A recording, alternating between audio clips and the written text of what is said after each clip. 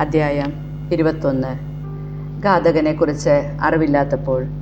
നിന്റെ ദൈവമായ കർത്താവ് നിനക്ക് അവകാശമായി തരുന്ന ദേശത്ത് വധിക്കപ്പെട്ട ഒരുവന്റെ ശരീരം തുറസായ സ്ഥലത്ത് കാണപ്പെടുകയും ഘാതകൻ ആരെന്നറിയാതിരിക്കുകയും ചെയ്താൽ നിന്റെ ശ്രേഷ്ഠന്മാരും ന്യായാധിപന്മാരും വന്ന് മൃതശരീരം കിടക്കുന്ന സ്ഥലത്തു നിന്ന് ചുറ്റുമുള്ള ഓരോ പട്ടണത്തിലേക്കുമുള്ള ദൂരം അളക്കണം. മൃതദേഹം കിടക്കുന്ന സ്ഥലത്തോട് ഏറ്റവും അടുത്ത പട്ടണത്തിൽ നിന്ന് ഒരിക്കലും പണിയെടുപ്പിക്കുകയോ നുകം വയ്ക്കുകയോ ചെയ്തിട്ടില്ലാത്ത ഒരു പശുക്കുട്ടിയെ പിടിച്ചുകൊണ്ടുവരണം. നീരൊഴുക്കുള്ള ഒരു അരുവിയുടെ തീരത്ത് ഒരിക്കലും ഉഴകുകയോ വിതയ്ക്കുകയോ ചെയ്തിട്ടില്ലാത്ത ഒരു സ്ഥലത്ത് ആ പശുക്കുട്ടിയെ കൊണ്ടുവന്ന് അതിൻ്റെ കഴുത്തൊടിക്കണം. നിന്റെ ദൈവമായ കർത്താവ് തനിക്ക് ശുശ്രൂഷ ചെയ്യാനും തൻ്റെ നാമത്തിൽ ആശീർവദിക്കാനും കൊടുത്തിരിക്കുന്ന ലേവ്യ പുരോഹിതന്മാർ അടുത്തു വന്ന് തർക്കങ്ങൾക്കും അക്രമങ്ങൾക്കും തീർപ്പ് കൽക്കട്ടെ. മൃതദേഹം കിടക്കുന്ന സ്ഥലത്തോട് ഏറ്റവും അടുത്തുള്ള നഗരത്തിലെ എല്ലാ ശ്രേഷ്ഠന്മാരും താഴ്വരയിൽ വന്ന് കഴുത്തൊടിച്ച പശുക്കിടാവിൻ്റെ മേൽ കൈ കഴുകണം. അനന്തരം ഇങ്ങനെ പറയട്ടെ: ഞങ്ങളുടെ കരങ്ങൾ ഈ രക്തം ചൊരിയുകയോ ഞങ്ങളുടെ കണ്ണുകൾ ഇത് കാണുകയോ ചെയ്തിട്ടില്ല. കർത്താവേ, അങ്ങ് വീണ്ടെടുത്ത അങ്ങയുടെ ജനമായ ഇസ്രായേലിനോട് ക്ഷമിച്ചാലും നിർദോഷന്റെ രക്തം ചിന്തിയെന്ന കുറ്റം അവരുടെ മേൽ ആരോപിക്കരുതേ. നിഷ്കളങ്ക രക്തം ചിന്തിയ കുറ്റം അവരോട് പൊറുക്കണമേ.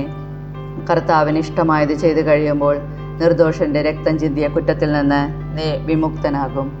യുദ്ധത്തടവുകാർ ശത്രുക്കൾക്കെതിരായി യുദ്ധത്തിന് പോകുമ്പോൾ നിന്റെ ദൈവമായ കർത്താവ് അവരെ നിന്റെ കൈകളിൽ ഏൽപ്പിക്കുകയും നീ അവരെ അടിമകളാക്കുകയും ചെയ്യും. അപ്പോൾ അവരുടെ ഇടയിൽ സുന്ദരിയായ ഒരു സ്ത്രീയെ കാണുകയും അവളിൽ നിനക്ക് താല്പര്യം ജനിക്കുകയും അവളെ ഭാര്യയായി സ്വീകരിക്കാൻ ആഗ്രഹിക്കുകയും ചെയ്താൽ അവളെ നിന്റെ വീട്ടിലേക്ക് കൊണ്ടുവരണം. അവൾ തലമുണ്ടനം ചെയ്യുകയും നഖം വെട്ടുകയും ചെയ്തതിനു ശേഷം അടിമത്തത്തിൻ്റെ വസ്ത്രം മാറ്റി 1 മാസത്തേക്ക് നിന്റെ വീട്ടിലിരുന്ന് സ്വന്തം മാതാപിതാക്കളെ ഓർത്ത് വിലപിക്കട്ടെ. അതിനുശേഷം നിനക്കവളെ പ്രാപിക്കാം. നിങ്ങൾ ഭാര്യ ഭർത്താക്കന്മാരായിരിക്കും. പിന്നീട് നിനക്കവളിൽ പ്രീതിയില്ലെങ്കിൽ അവളെ സ്വതന്ത്രയായി വിട്ടയക്കുക. നീ അവളെ അപകൃഷ്ടയാക്കിയതിനാൽ ഒരിക്കലും അവളെ വിൽക്കുകയോ അടിമയായി പരിഗണിക്കുകയോ അരുത്. ആദ്യജാതന്റെ അവകാശം.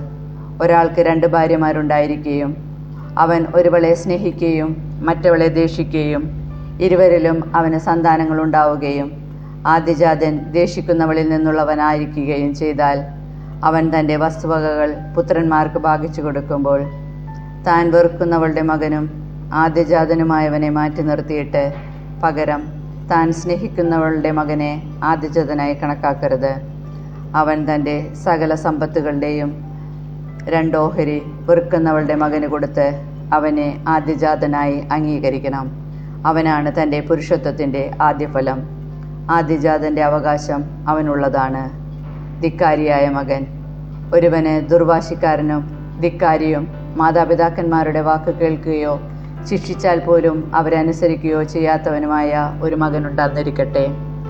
മാതാപിതാക്കന്മാർ അവനെ പട്ടളവാതിക്കൽ ശ്രേഷ്ഠന്മാരുടെ അടുക്കൽ കൊണ്ടുചെന്ന് അവരോട് പറയണം: ഞങ്ങളുടെ ഈ മകൻ ദുർവാശിക്കാരനും ധിക്കാരിയുമാണ്. അവൻ ഞങ്ങളെ അനുസരിക്കുന്നില്ല. ഭോജനപ്രിയനും മദ്യപനുമാണ്. അപ്പോൾ പട്ടണവാസികൾ അവനെ കല്ലെറിഞ്ഞു കൊല്ലണം. അങ്ങനെ ആ തിന്മ നിങ്ങളുടെ ഇടയിൽ നിന്ന് നീക്കിക്കളയണം. ഇസ്രായേൽ മുഴുവൻ ഇത് കേട്ട് ഭയപ്പെടട്ടെ.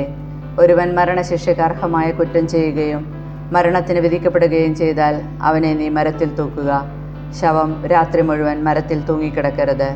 നിന്റെ ദൈവമായ കർത്താവ് നിനക്ക് അവകാശമായി തരുന്ന സ്ഥലം അശുദ്ധമാക്കാതിരിക്കാൻ അന്ന് തന്നെ അത് മറവ് ചെയ്യണം. മരത്തിൽ തൂക്കപ്പെട്ടവൻ ദൈവത്താൽ ശപിക്കപ്പെട്ടവനാണ്.